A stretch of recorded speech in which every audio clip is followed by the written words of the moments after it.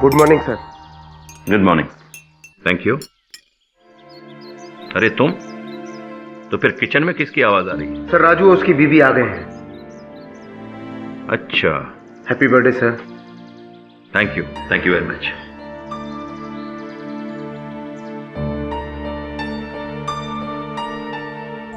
कहा जाता है कि एक नामी ड्रग पेडलर मुन्ना पडवाल ने अपने ही गैंग के एक आदमी पिद्दा शेख का अपने हाथों से खून कर दिया है।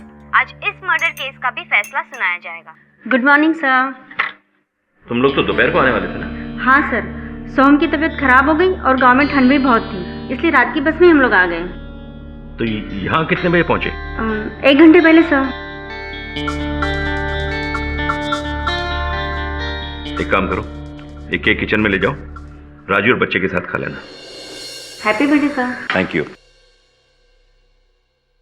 इस केस में जज जस्टिस गोपाल कृष्ण शर्मा ने अब तक बड़े ही कड़े फैसले दिए हैं, खास करके ड्रग माफिया के केसेस में। पिछले 3 साल में उन्होंने 2 बार फांसी की सजा सुनाई है।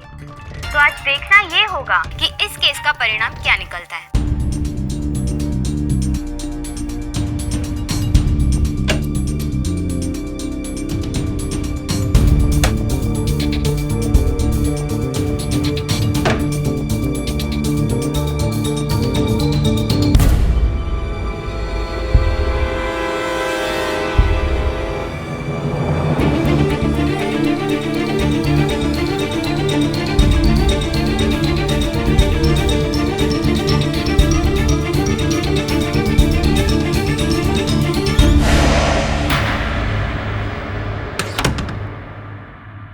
कहाँ जा रहे हो? साहब रूम की सफाई कर रहे हैं। आज मेरे बेडरूम की सफाई करने की जरूरत नहीं है, कल करना।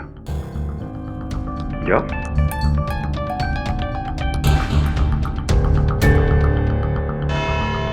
प्रोसिक्यूशन ने केस की गहराई तक जाकर यह साबित किया है कि पिद्दा शेख को मारने के लिए मुन्ना पडवाल के पास वजह तो थी, पर अभी तक कोई हथियार नहीं मिला है और ना ही उंगलियों के निशान। सारे के सारे सबूत सर्कमस्टेंशियल हैं, इसलिए कोई ठोस सबूत ना होने की वजह से मुन्ना पडवाल पर कत्ल का इल्जाम साबित नहीं होता है। यह कोर्ट मुन्ना पडवाल को बाइज्जत बरी करती है। The court is adjourned. Sir. क्या है? सर ये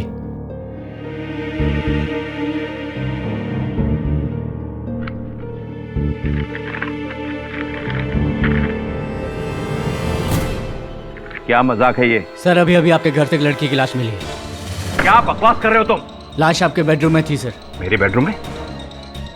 लेकिन मैं तो अभी अभी अपने घर से यहाँ आया हूँ। सर हम भी आप ही के घर से आ रहे हैं। ये लाश 20-22 साल की लड़की की है, लेकिन इसकी अब तक पहचान नहीं हो पाई। ये इन्फॉर्मेशन हमें आपके सर्वर राजू से मिली। सर ये लाश की फोटो जो हमें आपके बेडरूम से मिली। नहीं, मैं इस लड़की को नहीं जानता। सर हमें आपके फिंगरप्रिंट्स लेने होंगे। क्यों? आपको शक है कि यह कत्ल मैंने किया है? सर फिलहाल आपके फिंगरप्रिंट्स ही काफी है, प्लीज।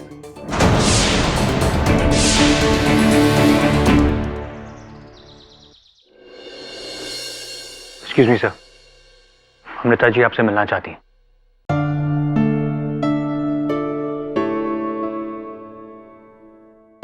कहिए, क्या सहायता कर सकता हूँ आपकी? मिस्टर पाठक, मैं चाहती हूँ कि जस्टिस शर्मा का केस आप लड़े। न्यायाधीश महोदय के बारे में आज अखबार में पढ़ रहा था।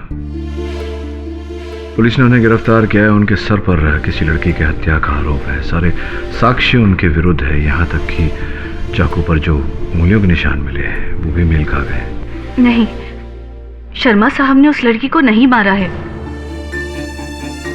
ये बात आप इतने विश्वास के साथ कैसे कह सकती हैं? मुझे विश्वास है कि शर्मा जी बेगुनाह है। अच्छा, चलिए उनसे मिलकर पता करते। यदि मैं तो उस लड़की को जानता तक नहीं, ये बात मेरी भी समझ में नहीं आ रही है। ये 2 साल पहले अखबार में एक आर्टिकल छपा था, उसकी जेरॉक्स कॉपी है, देखिए शायद याद आ जाए कुछ। अच्छा, तभी तो ये चेहरा जाना पहचाना सा लग रहा है। ये तो काफी पहले की बात है केडी। कुछ साल पहले मैं एक लॉ कॉलेज के फंक्शन में गया था। वहां चीफ गेस्ट बन के गए थे संभवतः। उस लड़की ने सर्वश्रेष्ठ अभिनेत्री का पुरस्कार जीता था आपके हाथों। हाँ केडी, लेकिन उस दिन के बाद मैं इस लड़की को कभी नहीं मिला। मैं सच कह रहा हूं केडी। तो सब उस रात हुआ क्या था? उस दिन सब कुछ नॉर्मल था केडी। मैं कोर्ट से दोपहर को ही घर वापस आ गया था। उसके बाद पूना से मेरी बेटी आ गई मुझे बधाई देने के लिए, क्योंकि अगले दिन मेरा जन्मदिन था। आई तो थी वो दोपहर को, लेकिन उसी रात को वो वापस चली गई। कुछ उदास सी लग रही थी। मेरी समझ में कुछ नहीं आया।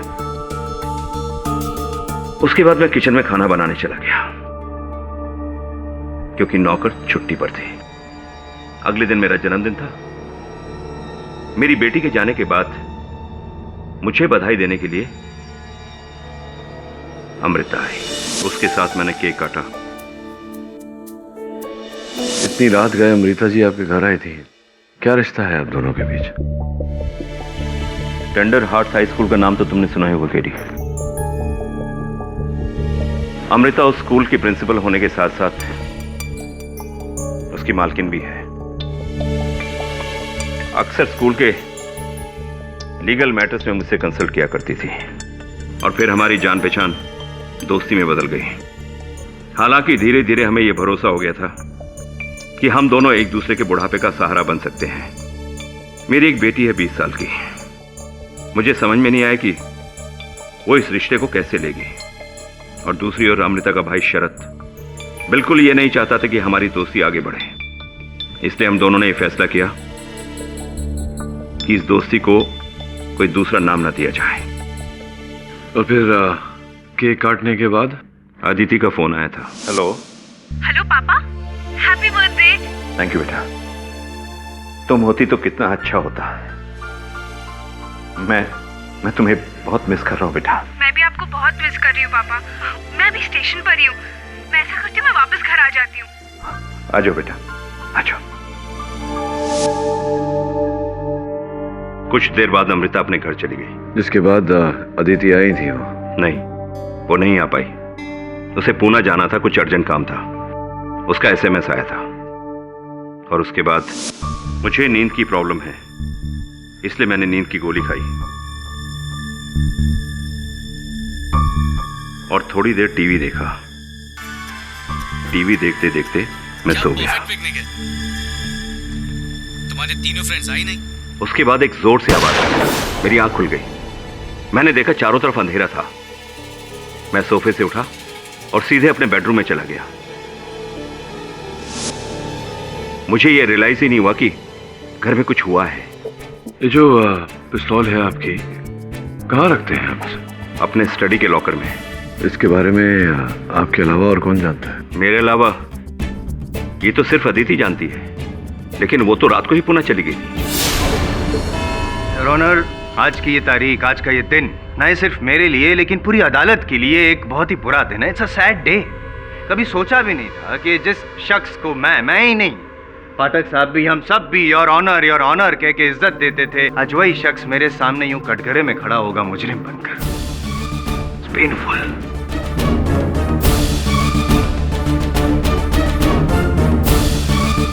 एनीवेज योर ऑनर, ये केस बहुत सीधा है।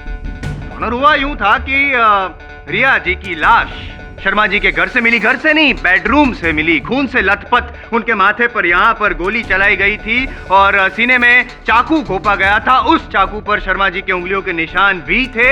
और जो गोली मिली है यहाँ माथे पर से रिया जी के, वो .32 बोर पिस्टल से चलाई गई थी। और शर्मा जी के घर से एक लाइसेंस बरामद हुआ है, वो भी .32 बोर पिस्टल का ही है। लेकिन मजे की बात यह है योर ऑनर, पिस्टल गायब है। ऐसा कैसे हुआ? हो सकता है ना योर ऑनर, हो सकता है क्योंकि शर्मा जी को इतना एक्सपीरियंस था कि वो मर्डर वेपन को गायब कर दे ताकि कोई सबूत ना रहे। और मेरा एक्सपीरियंस ये कहता है कि जिस दिन वो पिस्टल मिल जाएगी योर ऑनर, शर्मा जी की उंगलियों के निशान भी मिल जाएंगे। क्यों शर्मा जी? मैं यूं ही नहीं कह रहा हूं पाठक साहब, इसलिए कह रहा हूं क्योंकि जिस रात खून हुआ उस रात शर्मा जी और रिया जी के अलावा घर में कोई था ही नहीं। जाहिर सी बात है रिया ने खुद तो अपने आप पे गोली नहीं चलाई होगी, और ये बात साबित भी कर दूंगा मैं मेरे अगले गवाह के द्वारा। जोसेफ जी, अब शर्मा जी के बंगलों के चौकीदार हैं, वॉचमैन। जी साहब, करेक्ट। तो अब जज साहब को ये बताइए कि उस दिन उस रात कौन कौन आया था शर्मा जी के बंगले पे और कौन कौन कब गया था? जी साहब, जज साहब दोपहर को आए थे, उसके बाद वापस नहीं गए।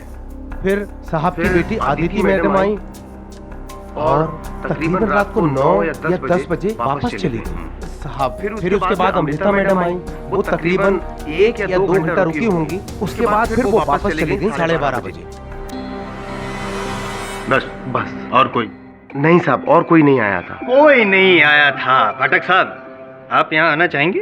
हाँ, आना तो पड़ेगा जायसवाल साहब, क्योंकि आपके गवाह कह रहे हैं कि कोई नहीं आया था। तो जब कोई नहीं आया था तो वो रिया लड़की जिसकी हत्या हुई, जिसके कारण हम यहाँ एकत्रित हुए हैं मुकदमा लड़ने, जब कोई ही नहीं आया तो वो कहाँ से आई? वो भी नहीं आई। नहीं, मतलब देखा नहीं ना इन्होंने आते हुए। आप बैठिए, मैं संभाल दूं। आराम करिए, आराम करिए। क्या जोसेफ, उस रात थोड़ी हाँ साहब, होश में था। अच्छा, एकदम होश में था साहब। साहब मैं तो अपना काम परफेक्ट ढंग से करता हूँ। नहीं, काम परफेक्ट तरीके से तो करते हैं आप, लेकिन होश में थे या नहीं इस पर विवाद किया जा सकता है। क्योंकि राजू बताइए, अदालत को राजू कौन है?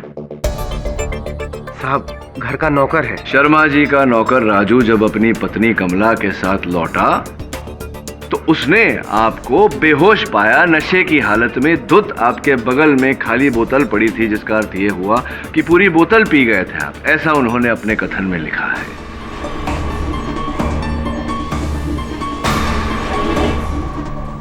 जी साहब, पी थी ना पूरी तरह से। वो साहब क्या है कि एक्चुअली अपने यहाँ फेस्टिवल था। हाँ, वो कुछ भी हो, लेकिन ड्यूटी पर पीकर सो गए थे ना।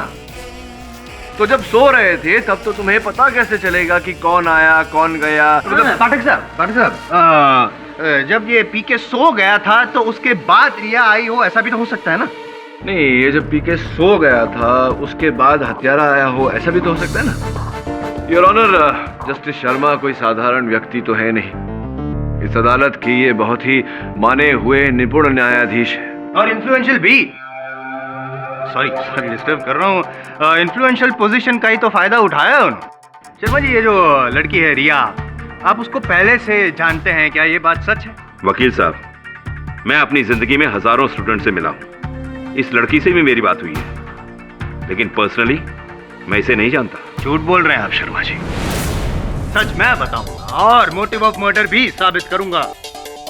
योर ऑनर, जरा सोचिए, शर्मा जी की उम्र 55 साल की है, उनकी पत्नी को मरे हुए कई साल बीत गए हैं, और अचानक एक खूबसूरत 20 साल की लड़की उनके सामने आती है मदद मांगने के लिए, एक स्ट्रगलिंग एक्ट्रेस। इनकी नीयत बिगड़ जाती है, इनके इरादे नेक नहीं रहते, इसीलिए आपने रिया के साथ एक नाजायज रिश्ता जोड़ा। लेकिन आपकी जो उम्र है तो आपको इतना तो अनुभव होगा ही, कैसे जो नाजायज रिश्ते होते हैं शर्मा जी, उनकी उम्र कुछ ज्यादा लंबी नहीं होती।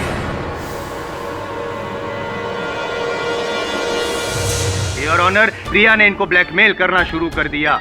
ये डर गए, और जिस रात रिया की मौत हुई उस दिन रिया ने इनके साथ की जो तस्वीरें थी कुछ वो इंटरनेट पे अपलोड भी की थी। क्या करते हैं जज साहब? घबरा गए आप, डर गए, क्योंकि उनका रेपुटेशन जो दाव पे था ना, इसीलिए बड़े ही प्लानिंग के साथ शर्मा जी ने रिया को अपने घर पे बुलाया, बेडरूम में बुलाया पैसे देने के बहाने, लेकिन पैसे नहीं दिए, सीधी मौत दे दी, चाकू घोंप दिया और फिर गोली भी चला दी यहाँ सर पे। Your honour, this is a cold blooded murder done. तुम्हें कुछ और कहना है केडी? सर्वप्रथम योर ऑनर, मान लेते हैं कि जस्टिस शर्मा ने रिया की हत्या की। अगर इन्होंने रिया की हत्या की तो ये लाश को ठिकाने लगा देते योर ऑनर, न कि उसे अपने शयन कक्ष में सजा कर रखते, ताकि लाश वहां पाई जाए और ये फंस जाए। यही तो है योर ऑनर, हम अब तक इसी बात पर वजन देते आए हैं कि जस्टिस शर्मा ने रिया को मारा या नहीं। ये नहीं सोच रहे कि इस हत्या से, इस कांड से सबसे अधिक लाभ किसको हुआ। मैं इसलिए कह रहा हूं योर ऑनर क्योंकि मुझे पूरा विश्वास है कि जिस व्यक्ति को इस कांड से लाभ हुआ है उसी ने जस्टिस शर्मा को इस केस में फंसाया है।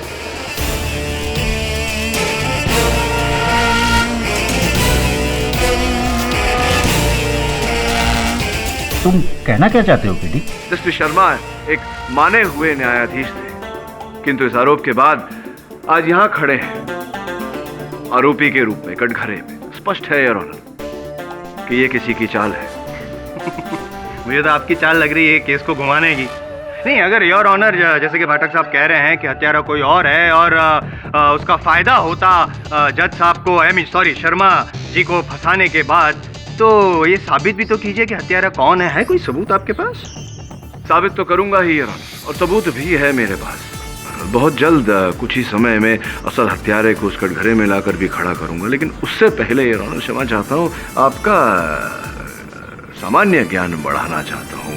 संभवतः जो पोस्टमार्टम रिपोर्ट है वो आपने ध्यान से पढ़ी नहीं। रिया की मृत्यु चाकू लगने से नहीं हुई जायसवाल साहब, सर में गोली लगने के कारण हुई है। .32 बोर। गोली लगने के बाद सारा जो लहू था उनके शरीर का वो बह गया था। जिस समय चाकू मारा गया उन्हें पोस्टमार्टम रिपोर्ट के अनुसार वो मृत थी।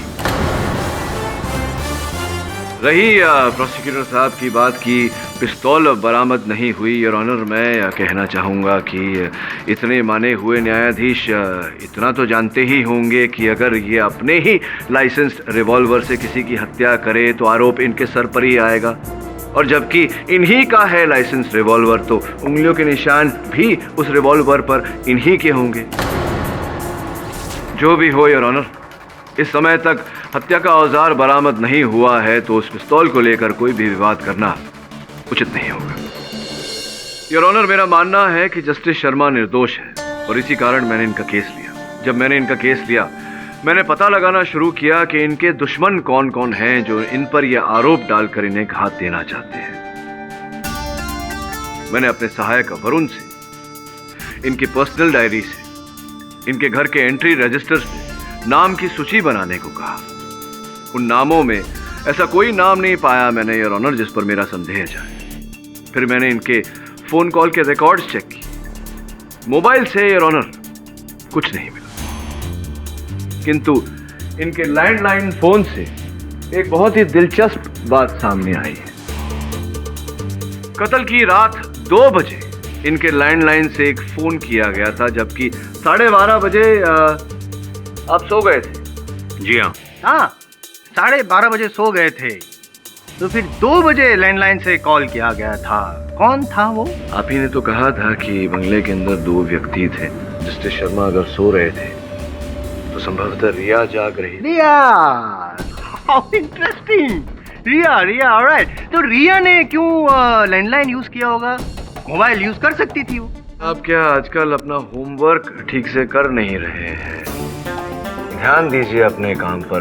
फर्स्ट इंफॉर्मेशन रिपोर्ट में स्पष्ट रूप से लिखा गया है कि रिया के शरीर से, उनके मृत शरीर से और शरीर के आसपास से कोई मोबाइल फोन बरामद नहीं हुआ। तो जब किसी के पास मोबाइल फोन नहीं होता तो लैंडलाइन का उपयोग करता है।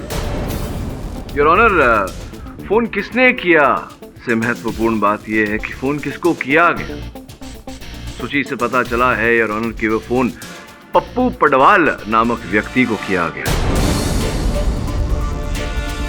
ये व्यक्ति वही है जिसके भाई के विरुद्ध हत्या का आरोप कुछ ही दिन पहले, और इस केस के जज जस्टिस शर्मा थे।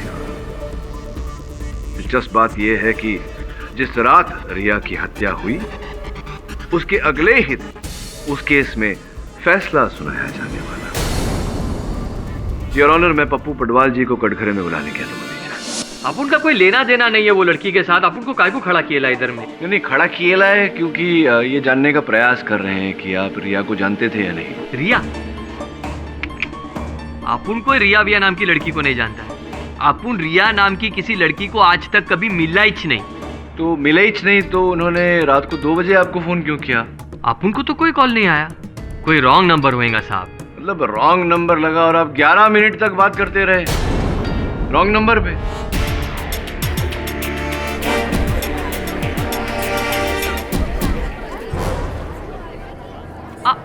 हाँ हाँ हाँ, याद आ गया साहब, याद आ गया। एक लड़की का फोन आया तो था। अभी क्या है ना साहब, हाँ। रात को 2 बजे कोई जवान लड़की का फोन आएगा तो थोड़ा बहुत टाइम पास तो बनता है ना। लेकिन क्या, अपन का किस्मत ही खराब है। अक्की मुंबई का फोन छोड़ के उसने अपन को ही रॉन्ग नंबर किया। बोलो बोलो, मतलब बोलो कि चंदन बार के मालिक आप ही हैं? हाँ, क्यों? नहीं यार, क्योंकि चंदन बार के आपके जो कार्यकर्ता है उनका कहना कुछ ऐसा था। ये लड़की तो साहब की आइटम है। आइटम? हाँ, साहब इसको लेकर फिल्म भी बना रहे हैं। हीरोइन बनने आई है ना ये। मतलब आप अपनी फिल्म में उसे हीरोइन लेना चाहते थे, ऐसा वादा किया था आपने उसे, और अब पहचानने से इनकार कर रहे, क्यों झूठ बोल रहे हैं? हाँ साहब, झूठ तो बोला था अपन, क्योंकि अपन को कोई लफड़े में नहीं फंसने का था। वैसे ही अपन का रिकॉर्ड बहुत खराब है। ये बताइए कि उस रात क्यों गई थी रिया जस्टिस शर्मा के यहाँ? किसी विशेष काम से गई होंगी, आपने भेजा होगा। अरे साहब, अपन काय को भेजेगा उसको जज साहब के उधर? अपन को कुछ नहीं मालूम। वो लड़की जिंदा होती ना तो वो खुद ही बोलती कि अपन इनोसेंट है। जिंदा होती तो हम सब यहाँ होते ही नहीं। चलिए बताइए, सच क्या है, बताइए। साहब, अपन सच बोलता है। उस रात अपन अलीबाग में था, बीवी बच्चे के साथ। अच्छा, अलीबाग में थे। जस्टिस शर्मा, क्या कहा था आपने? आप 12:30 बजे ही टीवी देखते देखते सो गए थे? जी हाँ। इसका मतलब जब आप जागे तो अंधेरा था कमरे में। कहने का अर्थ यह है कि टीवी बंद था। जी हाँ। लेकिन आपने तो कहा था कि आप टीवी देखते देखते सोए थे। उस समय टीवी ऑन था। मुझे तो अच्छी तरह याद है कि मैंने टीवी को ऑफ नहीं किया था। अगर आपने टीवी बंद नहीं किया था तो आपके अतिरिक्त तो उस घर में केवल रिया थी, जिनकी हत्या रात को 2:30 बजे हो चुकी थी। अगर रिया ने लाइट्स बंद नहीं की तो किसी तीसरे ने की।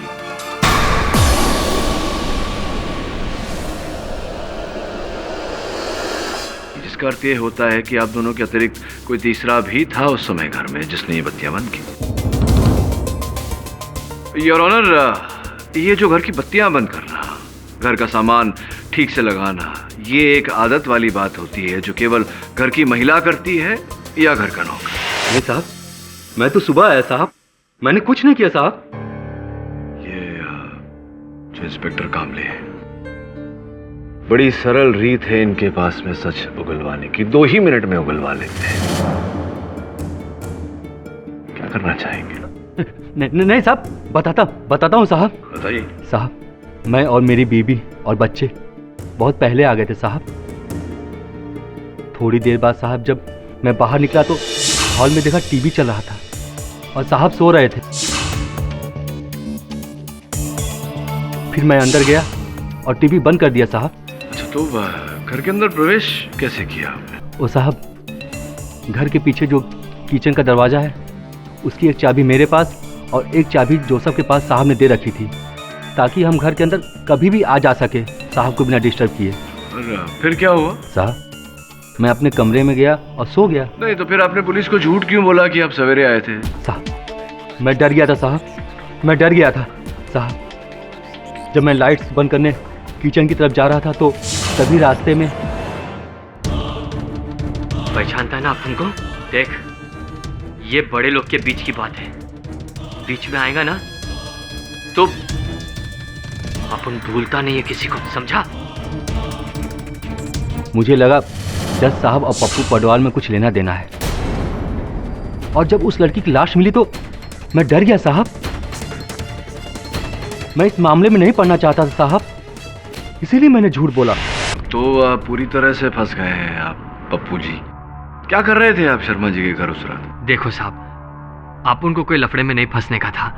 अपन तो खाली शर्मा साहब का स्कैंडल बनाने को मांगता था, बस।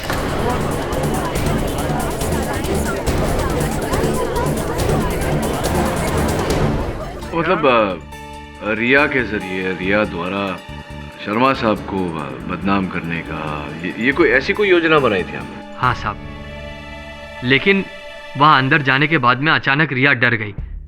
इसके वास्ते अपन को जबरदस्ती अंदर जाना पड़ा। आपके कहने पर वो वहां गई थी सब करने? क्या करने के समझ नहीं रहा, समझाइए ना। शर्मा साहब अपन के भाई के केस में जज था। अपुन का वकील बोला कि ये अपने भाई को फांसी की सजा देगा। बोला इसकी हिस्ट्री ऐसी है। आपने ऐसा सोचा कि क्यों ना रिया का उपयोग किया जाए, इनके शर्मा साहब के विरुद्ध साया जाए, ऐसा? हाँ साहब, अपुन ने प्लान बनाया कि शर्मा साहब को बदनाम करके केस से आउट कर देगा। अपुन ने रिया को ऑफर दिया, उसको पटाया, वो मान गई और अपुन ने शर्मा साहब के घर पे नजर रखना चालू कर दिया। अपुन ने देखा कि वॉचमैन के पास पीछू के दरवाजे की चाबी है और मौका मिलते ही अपुन ने वो चाबी का कॉपी बना दिया। अपुन ने वो चाबी का 2 डुप्लीकेट बनाया, एक रिया के लिए और एक सेफ्टी में। अपुन के भाई के केस के फैसले में एक ही दिन बाकी था। अपुन की आइडिया से रिया ने उसके और शर्मा जी के कॉलेज के कुछ फोटो इंटरनेट पे डाल दिए। फिर अपुन ने रात को रिया को शर्मा जी के घर में भेजा।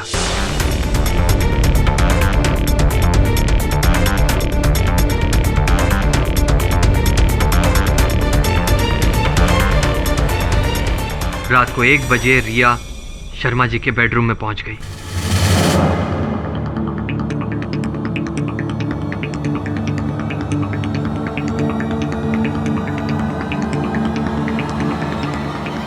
मैं ये काम नहीं कर सकती पप्पू। अरे एड़ी हो गई लिए क्या? अभी उसको नहीं फंसाया तो मेरा भाई लटक जाएगा। चुपचाप मैं जैसा बोल रहा हूं वैसा कर।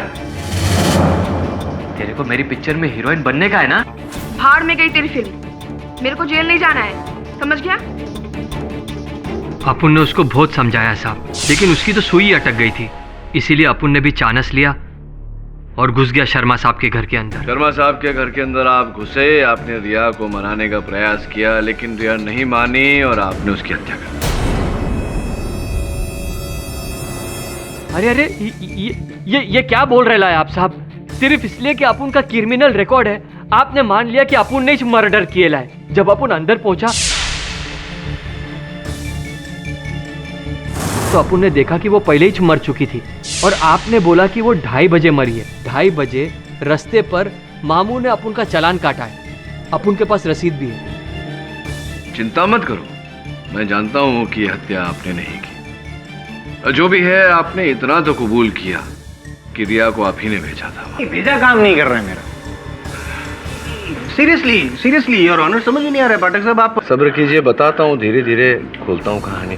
योर ऑनर, मैं जस्टिस शर्मा की सुपुत्री अदिति को कटघरे में बुलाने की अनुमति चाहूँ। अदिति उस रात अचानक क्यों चली गई? क्या वाकई कॉलेज का कोई काम आ गया था या आपको आपके पिताश्री और अमृता जी के बीच जो संबंध है उसका ज्ञान हो गया? किसी ने बताया आपको इन दोनों के बारे में? संभवतः वो, क्या नाम है राजू की पत्नी का, कमला ने बताया होगा। नहीं, राजू, उसी ने फोन करके मुझे बताया कि साहब को इश्क हो गया।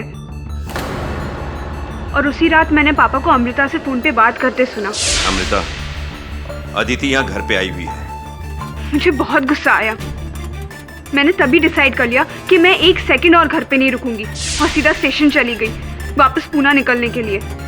और वहाँ पे वेट करते करते मैंने पापा को फोन किया रात के 12 बजे। हेलो पापा, हैप्पी बर्थडे। से बात करने के बाद मुझसे रहा नहीं गया तो मैंने उनसे कहा कि मैं वापस घर आ रही हूँ। पर फिर सेलफोन है, सेलफोन कंपनी के अनुसार सेलफोन का एक लोकेशन ट्रैकिंग डिवाइस होता है, तो उस समय आपका सेलफोन आपके पापा के घर पर ही लोकेटेड था रात के 2:30 बजे। तो आप आई, बुरा लगा आपको, आप पापा को विश करने आई और बिना विश करे चली गई। हाँ, मैं जब पापा से मिलने वापस गई थी तब मैंने वहाँ पे अमृता को देखा घर से निकलते हुए, और अमृता को वहाँ देखकर मुझे बहुत गुस्सा आया। इसलिए मैंने उसी टैक्सी वाले को कॉल किया और उसमें वापस पूना चली गई।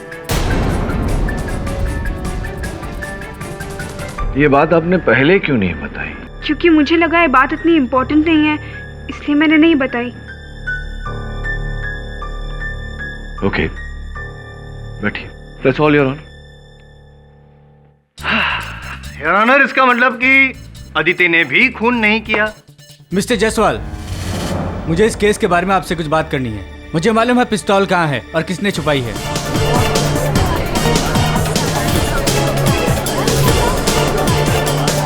Order order, silence in the court. आपको जो कुछ भी कहना है यहाँ कटघरे में आकर कहिए। जी, मैं अमृता का भाई शरद हूँ। अभी आपने वहाँ पे कहा कि आपको पता है कि पिस्तौल किसने छुपाई, बताइए। उस दिन जब अमृता घर वापस आई तब वो काफी परेशान थी। तब मैंने सोचा कि अब इसे समझाने से कोई फायदा नहीं है, और बाद में मैं सीधे शर्मा के घर पहुंचा उसकी खबर लेने। और जब मैं वहां पहुंचा तब मुझे गनशॉट की आवाज सुनाई दी और मैं वहीं रुक गया। और उतने में शर्मा घर से बाहर आया और उसके हाथ में एक पिस्तौल थी। साहब शरद जी, आपने शर्मा जी के हाथ में पिस्तौल देखी? आपने शर्मा जी को पिस्तौल छुपाते हुए भी देखा? मैंने देखा उनके हाथ में एक पिस्तौल थी जो उन्होंने गार्डन में गमले के पीछे छुपाई। ऑनर, मुझे लगता है कि हमें मर्डर वेपन का पता चल गया है और मैं रिक्वेस्ट करूंगा अदालत से कि पुलिस को भेज के वो मर्डर वेपन बरामद करवाया जाए। मिस्टर कामले, आप अभी शर्मा जी के घर जाइए और वो मर्डर वेपन ढूंढ के लाइए। जी सर। शरद जी, जब आप जानते थे कि शर्मा जी ने वहाँ पिस्तौल छुपाई है तो आपने ये बात पुलिस के समक्ष क्यों नहीं रखी? साहब, उस दिन मैं बहुत डर गया था और इसीलिए उल्टे पांव ही वापस घर चला गया। और अगले दिन सुनने में आया कि पुलिस ने शर्मा को अरेस्ट कर लिया है मर्डर के लिए। तब मुझे लगा कि अब इंसाफ होगा, पर अदालत में बैठे बैठे मुझे कोई चीज खाई जा रही थी और ऐसा लग रहा था इन सब बातों में कहीं कातिल निकल ना जाए। इसलिए मैंने तुरंत यहाँ के सब कुछ बोल दिया। सर, झूठ! केडी ये झूठ बोल रहा है। ये पहले से ही मुझसे नफरत करता है। इसे डर है कहीं अमृता और मेरी शादी हो गई तो अमृता की पूरी प्रॉपर्टी और अमृता का स्कूल इसके हाथ से निकल जाएगा।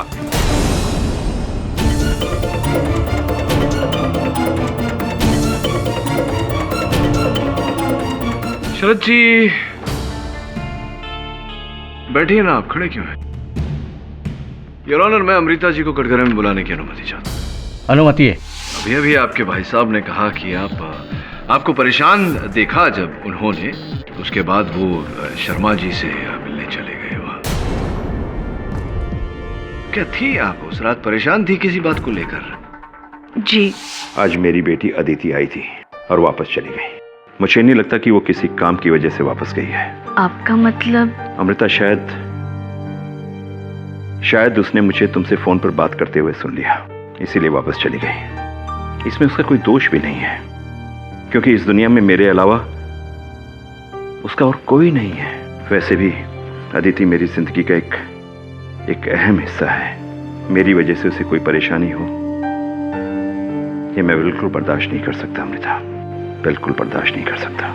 इससे पहले कि हमारा ये रिश्ता और आगे बढ़े या एक नया रूप इख्तियार कर ले, मैं चाहता हूं कि इसे यहीं रोक दिया जाए, बस।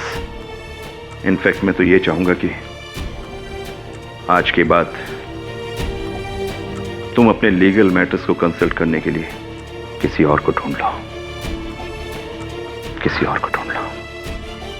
मैं जब घर पहुंची तो मुझे परेशान देखकर शायद शरद को गुस्सा आ गया हो और वो चला गया हो शर्मा जी के घर। हाँ, तो क्या लगता है आपको? मुझे समझ नहीं आ रहा कि शर्मा जी और खून नहीं, मुझे यकीन नहीं हो रहा कि उन्होंने ये कत्ल किया है। पर शरद झूठ क्यों बोलेगा? शरद झूठ नहीं बोल रहा है। मुझे यकीन नहीं हो रहा कि उन्होंने ये कत्ल किया है। पर शरद झूठ क्यों बोलेगा? शरद झूठ नहीं बोल रहा है। झूठ तो आप बोल रही हैं अमृता जी। हाँ? अब देखिए ना, आपने झूठ बोला शर्मा साहब से कि आप पहले से विवाहित नहीं हैं, जबकि आप पहले से विवाहित हैं। आपके पूर्व पतिदेव का देहांत हो चुका है।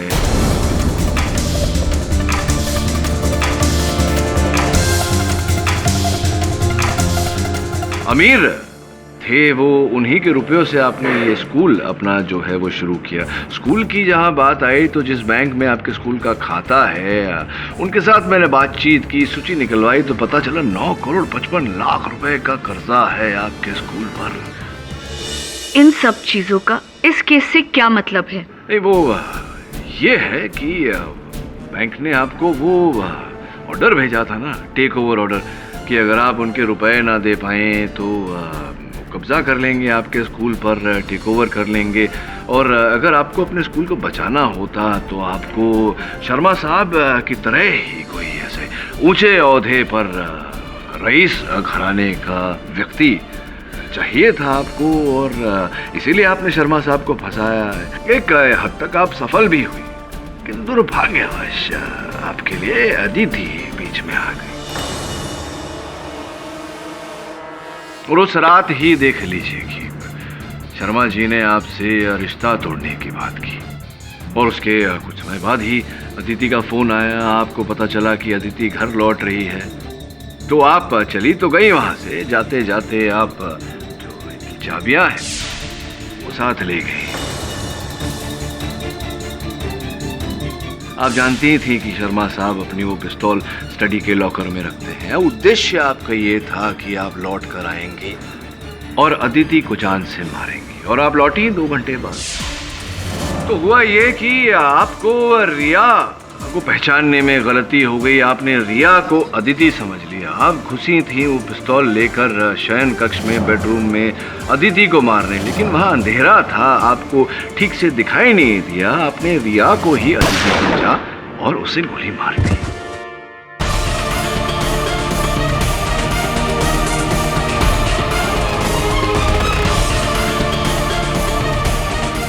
जिसके पश्चात अब वहां से ओझल हो गई। इस बात का क्या सबूत है आपके पास? अरे ये लीजिए, याद ही नहीं रहता आजकल कुछ। ये रुमाल को तो अवश्य पहचानती होंगी आप। हाँ, ये मेरा ही रुमाल है। हाँ, जानता हूँ आप ही का रुमाल है। ये जो रुमाल है वो दूसरे दिन सवेरे शर्मा साहब को अपने शयन कक्ष में, अपने बेडरूम में मिला। ये बात बताइए, आप तो गई नहीं थी बेडरूम की ओर, तो आपका रुमाल वहां कैसे पहुंच गया? मुझे कैसे पता होगा? नहीं, आपका रुमाल है, आपको पता होना चाहिए। आप ही बताइए, कहानियां तो आप बना रहे हैं। मैं कहानी बना नहीं रहा, कहानी बता रहा। अदिति ने जब आपको घर के बाहर देखा, उस समय रात के 2:40 हो रहे थे। आप तो 12:30 बजे ही वहां से चली गई थी, तो उसके 2 घंटे 10 मिनट बाद आप क्या कर रही थी वहां? शरद ने शर्मा जी को गन छुपाते हुए देखा, उसका क्या? Your honour,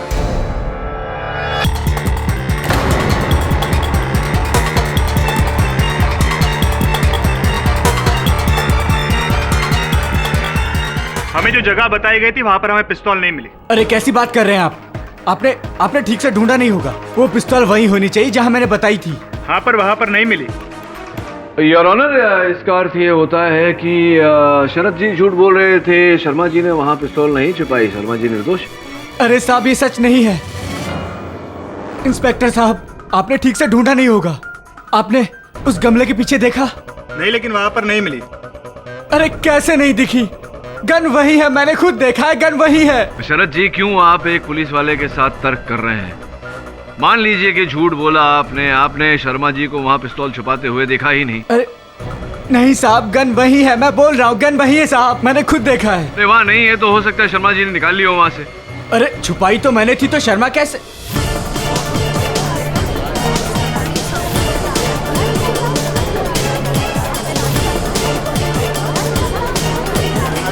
order, order.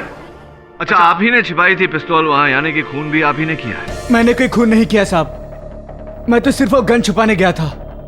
कत्ल तो अमृता ने किया है। शरद, मुंह बंद रख अपना इडियट।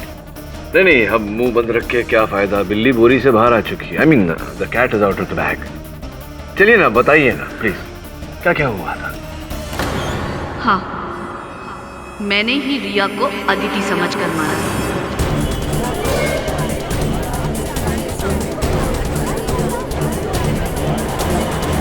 साहब, उस दिन अमृता ने मुझे घर पर आकर सब कुछ बता दिया।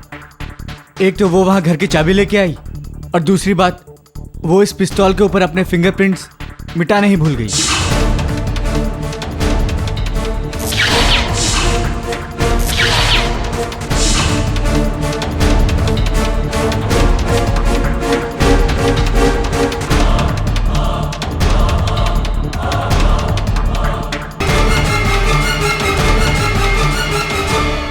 फिर जब अदिति ने अपने कथन में कहा कि उन्होंने रात के 2:40 पर अमृता जी को घर के बाहर देखा, तो आप भयभीत हो गए। आपको लगा कि आपकी बहन पकड़ी जाएगी और अपनी बहन को बचाने के लिए आपने ये झूठा कथन दिया अदालत में कि शर्मा जी ने वो पिस्तौल वहां छिपाई। लेकिन केडी, वो पिस्टल है कहाँ? Sorry your honour, Varun, your honour, मैं जानता था कि ये पिस्तौल शर्मा जी के घर पर ही कहीं छिपाई गई होगी, इसीलिए आज सवेरे अदालत आने से पहले मैं इस पिस्तौल को ढूंढने इनके घर चला गया।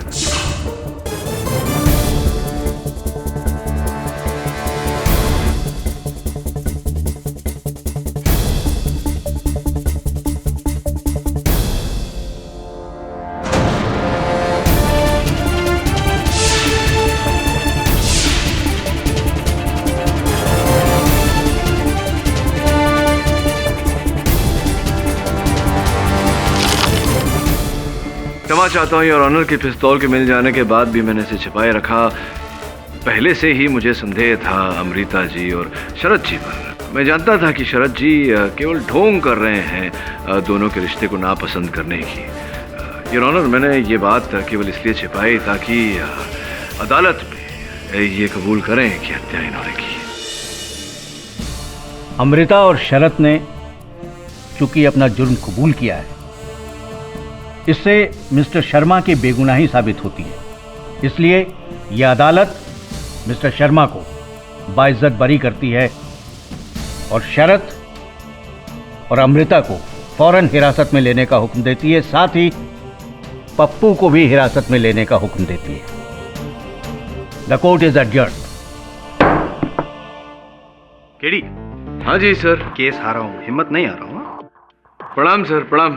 KD, thank you very much, I am obliged. कैसी बातें कर रहे हैं जस्टिस, मैं तो केवल अपना काम कर रहा हूँ। और भी दिलचस्प कहानी देखने के लिए हमारे चैनल को सब्सक्राइब करें और बेल आइकॉन दबाना न भूलें।